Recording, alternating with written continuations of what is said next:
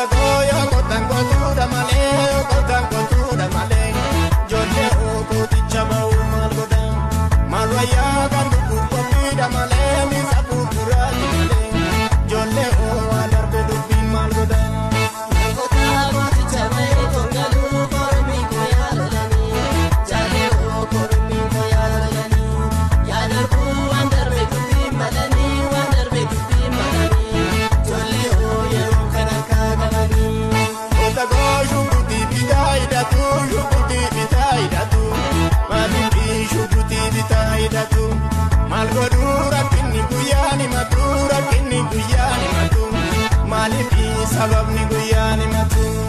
Ota go yo kotan kotuda male, kotan kotuda male. Jolle o ko tichaba umal goda.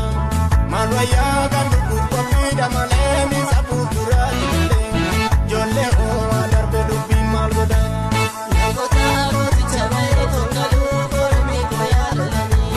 Jale o kormi koyalani. Yadarbu andarbe dubi malani, andarbe dubi malani. Jolle o yero kanaka galani.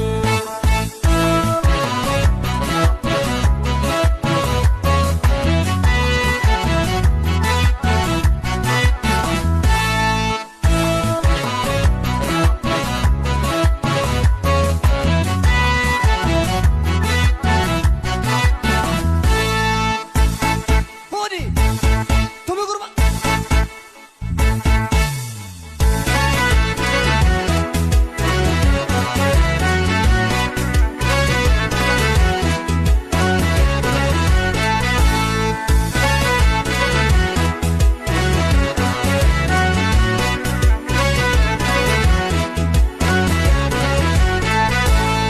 Nama kalanga salale, ori bulenga namboti, wala galenji barode, matu iluta siega, naga kabida bikode.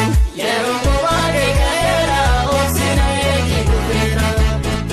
Agaro ranji marobe, badale bozo nidale, borana danga muyale, buji kubata siega, dira garama subeka, kesa garago.